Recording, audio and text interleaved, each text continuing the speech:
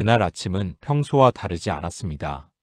창문을 비집고 들어온 햇빛은 언제나처럼 부드럽게 방 안을 채웠고 저는 천천히 숨을 고르며 하루를 맞이했습니다. 그날이 특별하지 않았다는 사실이 지금도 오래 남습니다. 평범함이 끝이 되어버리는 순간은 늘 예고 없이 찾아옵니다. 아침 식탁에서 아내와 잠시 눈을 마주쳤습니다. 서로의 안부를 묻고 오늘 일정에 대해 자연스레 이야기를 나누었습니다. 그때만 해도 제 삶이 얼마 남지 않았다는 사실을 전혀 알지 못했습니다. 식사를 마치고 병원으로 향했습니다. 며칠 전 받은 검사 결과를 좀 더 자세히 확인하기 위해 잡힌 예약이었지요. 큰일은 아닐 거라 생각했습니다. 간단한 설명을 듣고 곧이어 강의실로 향할 계획이었습니다. 병원 복도는 평소보다 유난히 길게 느껴졌습니다. 진료실 문 앞에 서자 잠시 숨이 멈추는 듯 했습니다. 몸의 이상을 누구보다 잘 알고 있었지만 그래도 괜찮을 거란 마음이 어딘가 남아 있었습니다. 진료실 문을 열었을 때 의사의 표정은 무겁게 가라앉아 있었습니다.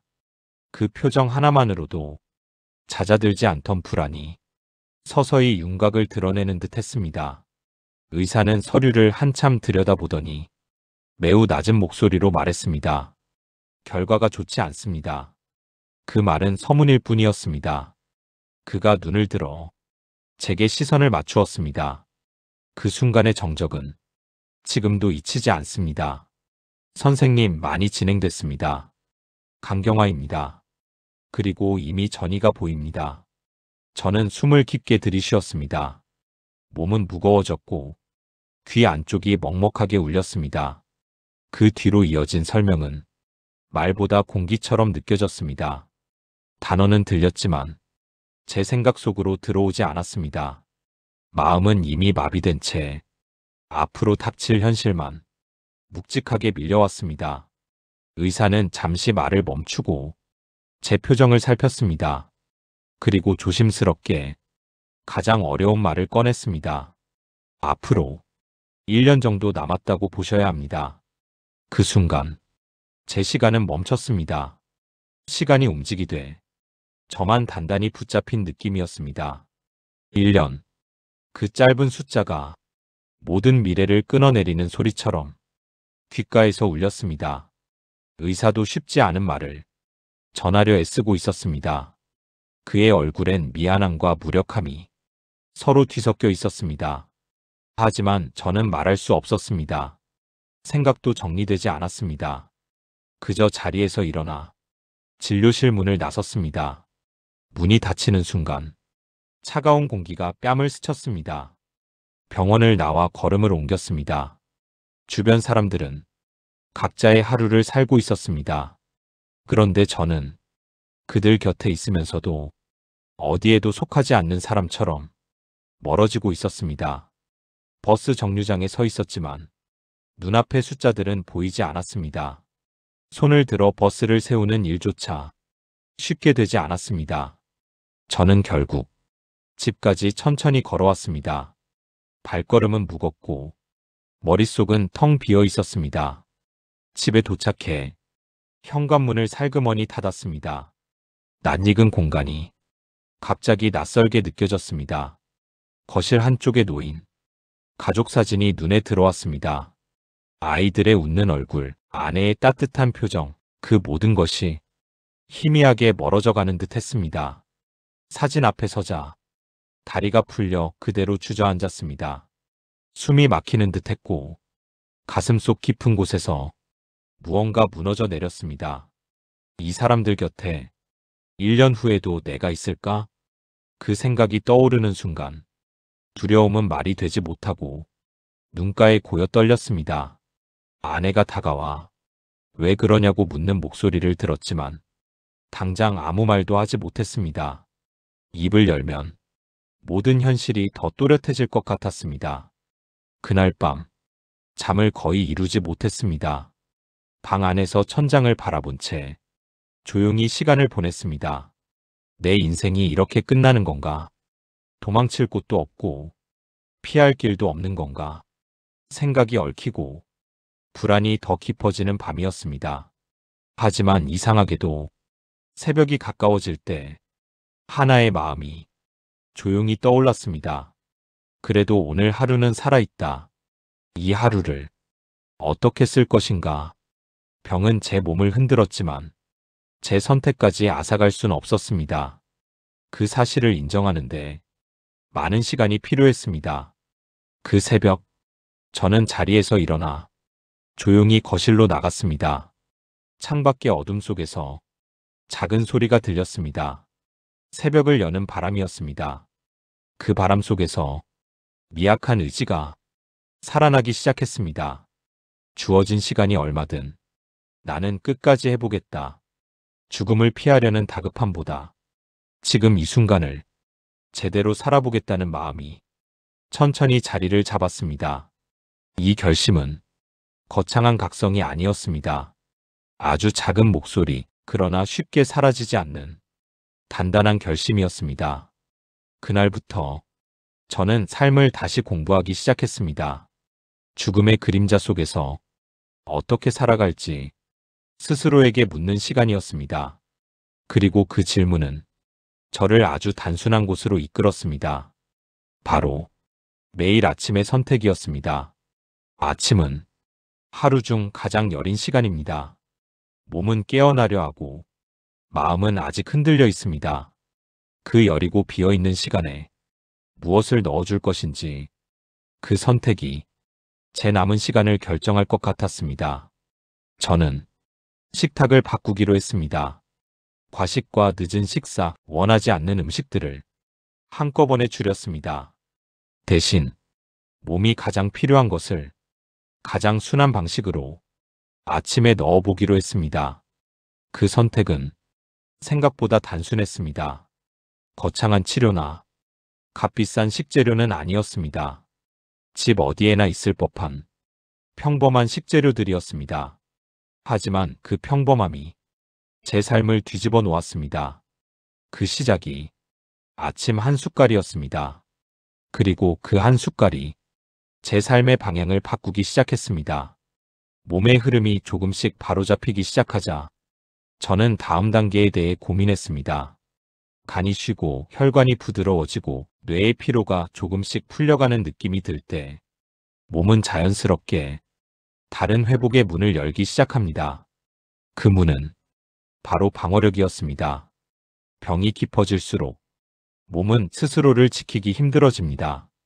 작은 자극에도 흔들리고 가벼운 감기에도 회복이 느리게 이어졌습니다. 이 방어력을 일으키는 일은 몸이 스스로 해야 하는 일입니다. 약이 대신해 줄 수 없고 누군가 빌려줄 수도 없습니다. 저는 그때 몸이 가진 본래의 힘을 되살릴 방법을 찾기 위해 아주 많은 자료를 살펴보았습니다. 그 과정에서 저는 전 세계의 장수 마을들을 하나씩 조사하게 됐습니다. 그들은 복잡한 음식을 먹지 않았습니다. 비싸거나 특별한 식단도 아니었습니다. 대신 오래도록 이어져 온 식습관이 있었습니다.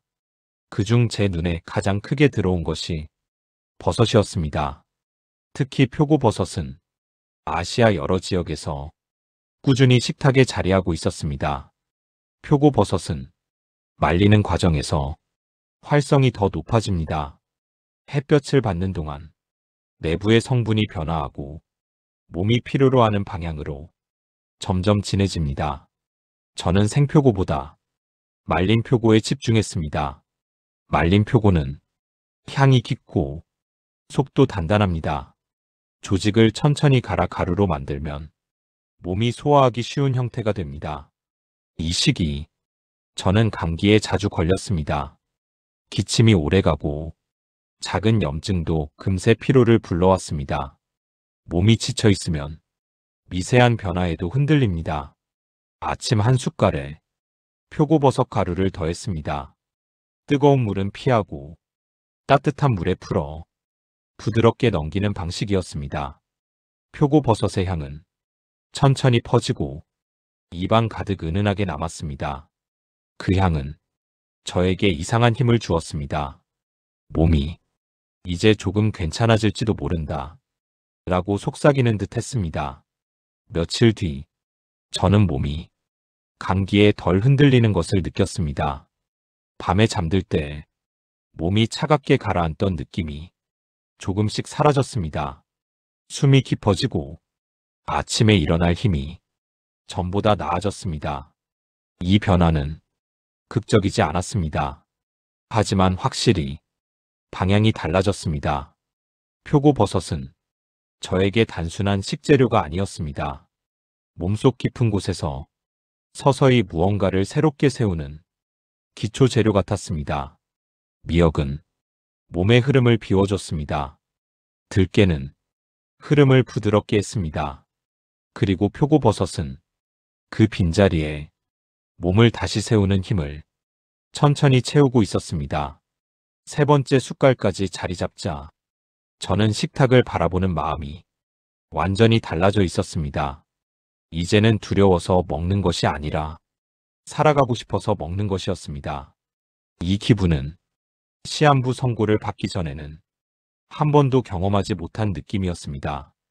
그전엔 식사는 하루의 일과 중 하나였고 때로는 의무에 가까웠습니다. 하지만 이때의 식사는 내일을 조금 더 살아보려는 아주 조용한 선택이었습니다. 이 세 가지 식재료가 제 몸의 중심을 잡아주기 시작하자 저는 다음 질문을 떠올렸습니다. 그렇다면 몸의 바닥을 지탱해줄 마지막 두 축은 무엇일까?肝과 혈관, 뇌와 방어력을 돌아봤다면 이제는 지속력과 기초대사를 다시 일으키는 재료를 찾을 차례였습니다. 그리고 그 답은 오래전부터 우리 삶과 함께 있어 온 두 가지 재료에서 자연스럽게 나타났습니다. 바로 홍삼과 청국장이었습니다. 홍삼은 몸의 피로를 줄이고 기초 체력을 되살릴 작은 불씨 같은 존재였습니다. 그리고 청국장은 장을 다독이며 몸 안쪽을 따뜻하게 만드는 숨겨진 기초 힘이 되었습니다. 이 두 가지는 섭취법이 다르고 작용 방식도 다릅니다. 하지만 아침 한 숟갈이라는 단순한 구조 안에서는 서로가 서로를 보완하며 몸의 리듬을 회복시키는 역할을 했습니다. 저는 그 당시 벌써 여러 종류의 검사와 치료를 병행하고 있었습니다. 병원에서의 치료는 매우 중요했습니다. 저는 그것을 절대 소홀히 하지 않았습니다. 하지만 치료 사이의 시간, 몸이 쉬어야 하는 순간에는 스스로 마련한 식단이 큰 힘이 됐습니다. 홍삼은 새벽의 피로를 덜어주었습니다. 몸이 축 처지는 시간에 작은 활기를 주었습니다. 청국장은 몸속 깊은 곳을 따뜻하게 채웠습니다. 장은 몸 전체 리듬의 중심입니다. 장이 안정되면 몸의 다른 부분들도 따른다는 것을 저는 그때서야 깨달았습니다. 이 두 가지 재료는 이야기의 다음 장면에서 조금 더 자세히 다뤄질 것입니다. 지금 이 순간 기억해야 할 것은 몸은 한 번에 좋아지지 않는다는 점입니다. 그리고 몸은 서서히 좋아지는 과정에서 반드시 순서를 필요로 한다는 것입니다. 저는 그 순서를 아침 한 숟갈로 나누었습니다. 하나씩 천천히 몸이 감당할 수 있는 만큼만. 그 작은 숟갈들이 제가 살아있는 날들을 다시 이어주었습니다. 이제 다음 부분에서는 홍삼과 청국장이 어떻게 제 식단의 마지막 두 축이 되었는지, 그리고 어떻게 제 몸의 회복력을 완성했는지 조금 더 깊이 담아보겠습니다. 사람들은 보통 몸이 좋아지는 순간을 눈에 띄는 변화로만 이해합니다. 하지만 그는 회복의 과정이 느린 물결처럼 다가온다고 말했습니다. 아주 작은 변화가 모여 어느 순간 새로운 흐름을 만든다는 것입니다. 그는 아침 루틴을 이어가며 몸의 미세한 감각을 느끼기 시작했습니다. 식사 후의 편안함, 걷는 동안의 호흡, 잠에서 깨는 방식 같은 사소한 신호들을 놓치지 않았습니다. 그에게는 이 모든 것이 몸과 나누는 대화였습니다. 그는 과거의 자신이 몸의 경고를 계속 넘겼다고 말합니다. 피로를 버티는 습관, 속이 무거워도 참는 태도, 자극적인 음식으로 힘을 내던 방식들이 결국 병을 키웠다고 말했습니다. 그래서 그는 이후로 몸의 작은 신호를 읽는 데 집중했습니다. 변화 중 가장 큰 배움은 소량의 원칙이었습니다. 몸이 회복될 때 많이 먹는 것이 해답이 아니라는 점. 몸이 감당할 만큼만 넣어야 부담이 없고 회복 속도가 흐트러지지 않았습니다. 아침 루틴의 한 숟갈은 그 원칙을 그대로 담고 있었습니다. 그는 나이가 들수록 몸은 단순함을 좋아한다고 했습니다. 과한 자극보다 편안한 흐름을 유지하는 것이 몸의 리듬을 지키는 핵심입니다. 아침 루틴은 그런 흐름을 만드는 가장 안정적인 방법이었습니다. 그는 환자들에게도 몸은 이유 없이 흔들리지 않는다고 말했습니다. 기운이 가벼운 날은 전날의 식습관과 수면이 좋았고, 몸이 무거운 날은 스트레스가 쌓였던 때와 연결되었습니다. 그는 이런 패턴을 기록했습니다. 기록은 자신의 몸을 이해하는 지도였습니다. 루틴을 유지하며 삶의 속도도 조절했습니다. 예전처럼 무리하게 움직이지 않고 하루의 무게를 가볍게 나누었습니다. 이 과정은 몸뿐 아니라 마음의 긴장도 풀어주었습니다. 그는 마음이 흔들리면 몸의 회복도 늦어진다는 사실을 더 깊이 깨달았습니다. 아침 루틴에는 짧은 호흡의 시간이 포함되어 있습니다. 식사 전 잠시 숨을 고르며 오늘의 몸을 살피는 시간입니다. 이 순간은 그의 삶에서 오랜 평온을 만드는 힘이 되었습니다. 그는 아침 루틴을 단순히 먹는 행위라 보지 않았습니다. 몸의 문을 여는 과정, 하루의 첫 흐름을 정돈하는 과정, 삶을 단단하게 세우는 과정이라 말했습니다. 루틴이 안정되면 하루의 나머지도 자연스럽게 균형을 찾았습니다. 아침 한 숟갈은 그가 몸에게 주는 대답이었습니다. 너무 무겁지 않고 너무 가볍지 않은, 받아들일 수 있는 양. 그 적당함이 수십 년을 지탱한 힘이었습니다. 그는 지금도 새벽 공기를 마시며 그 작은 시작을 반복합니다. 아침 루틴이 만든 삶의 뿌리를 지키며 조용히 하루를 엽니다. 그에게 이 습관은 가장 확실한 회복의 방식이었습니다. 그가 회복의 흐름을 만들기 위해 가장 오래 붙잡았던 것은 먹는 습관만이 아니었습니다. 몸의 안쪽에서 일어나는 변화가 생활 전체와 맞물려 있었기 때문입니다. 그래서 그는 아침 루틴을 토대로 하루의 움직임과 호흡까지 천천히 재정비했습니다. 그는 오랜 시간 몸의 회복은 생활의 균형에서 온다고 말해왔습니다. 아침은 하루의 방향을 잡아주고, 낮은 활동은 몸의 에너지를 조율하며, 저녁은 회복의 문을 여는 시간이라는 점. 그는 이 세 가지의 균형이 무너지면 아무리 좋은 음식도 제 역할을 하지 못한다고 강조했습니다. 그는 아침 루틴이 만들어준 가벼운 흐름을 유지하기 위해 점심과 저녁도 조금씩 손을 봤습니다. 예전처럼 과하게 먹거나 늦은 시간에 식사를 하지 않았습니다. 특히 저녁 시간에는 몸이 필요로 하는 만큼만 먹고 나머지는 다음날 아침 루틴에 맡겼습니다.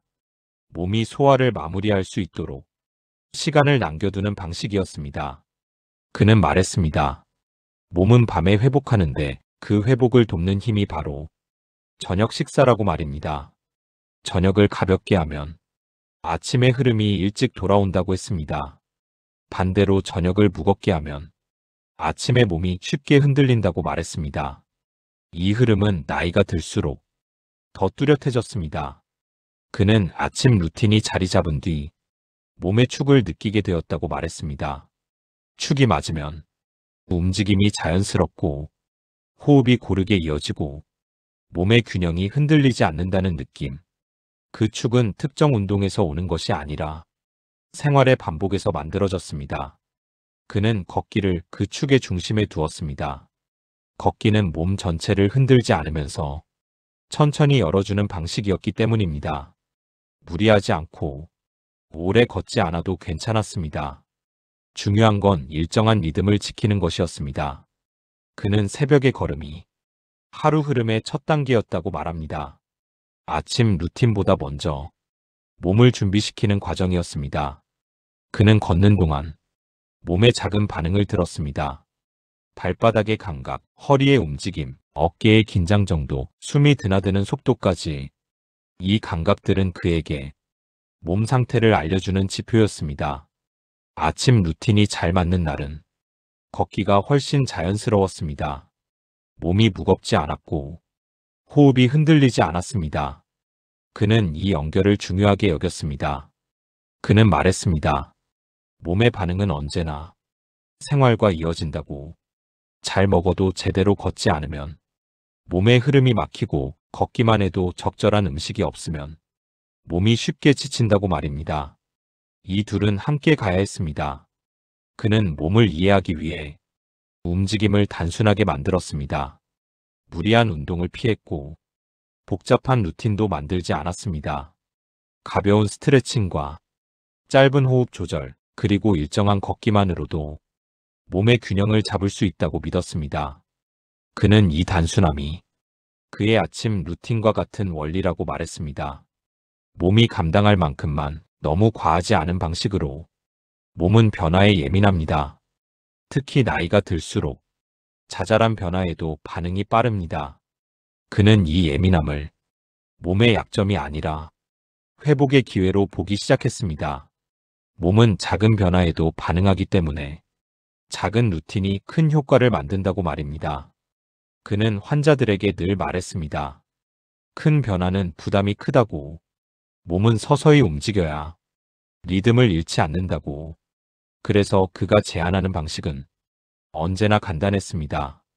아침 한 숟갈, 정해진 시간에 걷기, 가벼운 호흡 조절. 이 세 가지가 지켜지면 몸은 자연스럽게 균형을 찾았다고 말합니다. 그는 특히 호흡을 중요하게 여겼습니다. 호흡은 몸의 속도를 가르쳐주는 신호였기 때문입니다. 바쁘고 마음이 어지러울 때는, 숨이 짧아지고 몸이 편안할 때는 호흡이 길어진다는 점을 그는 수십 년 동안 관찰했습니다. 아침 루틴은 이 호흡을 안정시키는 통로였습니다. 몸이 소량의 음식을 받아들이는 동안 호흡은 자연스레 길어졌습니다. 그 과정이 마음까지 정돈되었습니다. 그는 아침 식전을 자세히 준비했습니다. 조용한 공간, 어두운 방보다 은은한 빛이 들어오는 자리, 손이 차지 않을 정도의 따뜻한 물 한 잔. 이 작은 준비가 음식의 부담을 줄였다고 말했습니다. 몸은 환경에 민감하기 때문에 조용한 준비 과정도 회복의 중요한 부분이었습니다. 그는 이렇게 말했습니다. 회복은 음식만으로 이루어지지 않는다고. 생활의 흐름이 함께 맞아야 하고 마음의 호흡도 같이 가야 한다고. 그래서 그의 아침 루틴은 하나의 식사가 아니라 하루 전체를 여는 관문이었습니다. 그는 아침 루틴과 함께 하루의 리듬을 다시 구성했습니다. 일이 많은 날에도 아침 루틴만은 절대 놓치지 않았습니다. 그 루틴이 무너지면 하루의 균형이 흔들렸기 때문입니다. 아침이 무너지면 점심의 집중력이 떨어지고 저녁의 회복도 흐트러졌습니다. 그는 이 흐름을 누구보다 잘 알았습니다. 그는 자신이 병을 지나온 뒤 깨달은 점이 하나 있다고 말했습니다. 몸은 결국 패턴을 바탕으로 움직인다는 점. 그 패턴이 건강을 만들기도 하고 병을 만들기도 한다는 점. 그는 패턴을 건강 쪽으로 돌리기 위해 한 숟갈에서 시작했습니다. 그리고 생활 전체를 그 작은 시작에 맞춰 정돈했습니다. 그는 이렇게 말했습니다. 몸이 좋아지는 과정은 지식을 많이 아는 데서 오지 않는다고. 작은 행동을 오래 반복하는 데서 온다고. 아침 루틴이 그것을 증명했다고. 나이가 들수록 몸은 복잡함을 싫어합니다. 먹는 것도, 움직임도, 생각도 단순해야 합니다. 그는 이 단순함을 찾아내기까지 긴 시간을 보냈습니다. 그리고 이제는 누구보다 확신을 가지고 말합니다. 작은 루틴이 몸을 지킨다고. 그는 지금도 새벽 공기를 마십니다. 천천히 걸음을 내딛고 몸의 축을 확인하고 아침 한 숟갈로 몸의 문을 엽니다. 이 반복이 쌓여 그의 삶을 지탱해 왔습니다. 그리고 지금도 그 힘은 조용히 흐르고 있습니다. 그의 이야기가 많은 사람들에게 오랫동안 전해져 온 이유는 기적 같은 회복 때문만은 아닙니다. 그보다도 삶을 대하는 태도가 많은 사람에게 울림을 주었기 때문입니다. 병을 만나고 나서야 몸을 돌보는 법을 알게 된 것이 아니라 병을 겪는 동안 스스로 답을 만들어낸 과정이 사람들에게 큰 힘이 되었습니다. 그는 말했습니다. 병은 삶을 빼앗는 것이 아니라 삶을 다시 바라보게 한다고. 몸이 흔들리는 시기는 두렵지만 그 속에서도 길을 찾을 수 있다고. 그가 찾은 길의 시작은 아침의 한 숟갈이었습니다. 작고 단순한 선택이 삶 전체를 다시 세워주었습니다. 그는 많은 이들에게 회복의 방식을 강요하지 않았습니다. 누구에게나 동일한 해답이 있다고 말한 적도 없습니다. 다만 자신이 걸어온 길에서 몸이 무엇을 원했는지를 조용히 보여주었을 뿐입니다. 그가 강조한 것은 5가지 재료가 아니라 그 재료를 받아들이는 태도였습니다. 몸이 약해지면 사람은 불안해집니다. 무언가를 더 먹어야 할 것 같고 새로운 치료를 찾아 헤맬 때도 있습니다. 그는 그 마음을 잘 알고 있었습니다. 그 역시 그 시절 수많은 고민을 했기 때문입니다. 하지만 그는 결국 몸은 단순한 답을 원한다는 사실을 알게 되었습니다. 몸이 견딜 수 있는 만큼의 양, 받아들일 수 있는 속도, 감당할 만큼의 변화. 이 3가지가 회복의 핵심이라고 그는 말했습니다. 그는 환자들에게 아침 한 숟갈을 전할 때도 항상 부드럽게 말했습니다. 이 방법이 당신에게 꼭 필요하지 않을 수도 있다고. 그러나 몸의 흐름을 정리하는데 조금의 도움은 될 수 있다고. 그는 지식을 전달하는 사람이라기보다 경험을 나누는 사람에 가까웠습니다.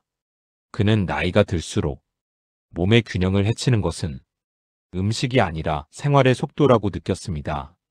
과거의 자신은 늘 서두르고 늘 바쁘게 살며 몸이 내는 소리를 무시했습니다. 병을 겪고 난 뒤 그는 속도를 조절하는 법을 배웠습니다.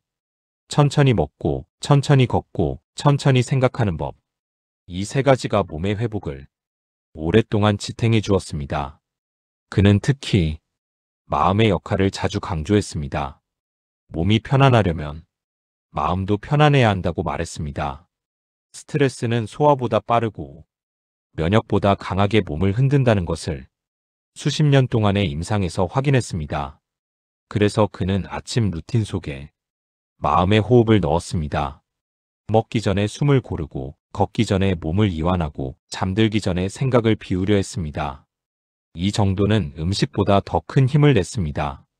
그는 아침의 루틴이 몸과 마음의 접점을 만든다고 믿었습니다.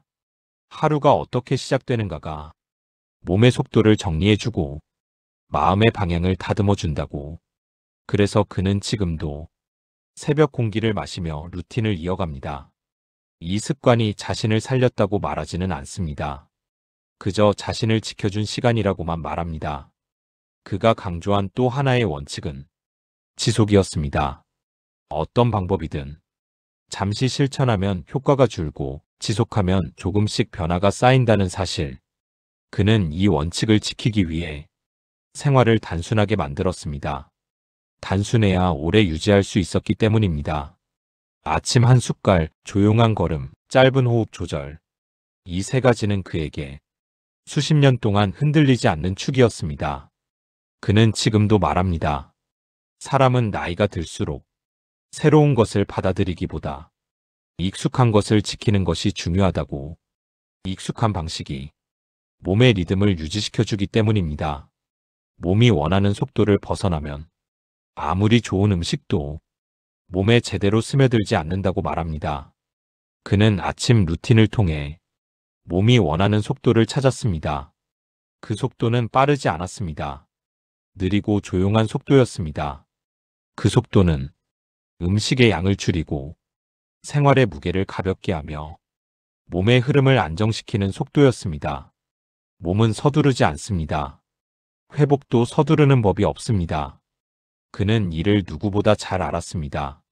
그래서 그는 자신에게 맞는 속도를 찾기까지 긴 시간을 들였습니다. 그리고 그 속도를 찾은 뒤에는 단 한 번도 벗어나지 않았습니다. 그 속도가 자신을 살린 것이 아니라 지켜준 것이기 때문입니다. 그는 병을 이긴 것이 아니라 몸의 흐름을 다시 세웠습니다. 그 흐름을 만들기 위해 허겁지겁 새로운 방법을 찾지 않았습니다. 이미 알고 있었지만 외면했던 기본을 다시 끌어온 것입니다. 단순한 식사, 규칙적인 걸음, 지나치지 않는 하루. 이 기본을 꾸준히 이어가는 일. 그것이 그의 회복이었습니다. 그는 지금도 강단에 섭니다. 목소리는 조금 낮아졌지만 말의 힘은 오히려 단단해졌습니다. 학생들은 그에게 오래 사는 비결을 묻곤 합니다. 그는 대답합니다. 오래 사는 방법을 찾지 말고 오늘을 무너지지 않는 방식으로 살라고. 몸이 원하는 방식으로 오늘을 채우면 내일이 자연스럽게 따라온다고. 그의 말은 단순했지만 오랜 시간 겪은 사실이 담겨 있었습니다. 그는 인생의 후반부에 들어와 삶이란 결국 몸을 어떻게 다루느냐의 문제라고 말합니다. 몸을 지나치게 몰아붙이면 마음도 금세 흔들리고 몸을 소홀히 하면 마음도 제자리로 돌아오지 않는다고. 그래서 그는 몸과 마음의 완급을 맞추는 일을 가장 중요한 과제로 삼았습니다. 그의 아침 루틴은 음식과 호흡과 움직임을 하루의 첫 단계에서 정리하는 방식입니다. 이 방식은 나이를 먹어가면서도 변하지 않았습니다. 그는 이것이 자신이 평생 붙잡아온 원칙이라 말합니다. 몸이 원하는 것을 넣고 몸이 원하는 만큼만 움직이며 몸이 원하는 속도로 살아가는 일. 그는 이것을 배웠고 이제는 많은 이들에게 전하고 있습니다. 그는 마지막으로 이렇게 말합니다. 몸은 거짓말을 하지 않는다고. 몸이 보내는 신호를 듣고 그 신호를 따라가는 것은 누구나 할 수 있는 일이라고. 아침의 한 숟갈은 그 작은 시작이었다고 말합니다. 그 작은 시작이 지금까지의 삶을 지탱해 주었다고 말합니다. 그 작은 변화가 시간을 지나면 삶을 바꿀 수 있다고. 그는 그것을 직접 보여준 사람입니다.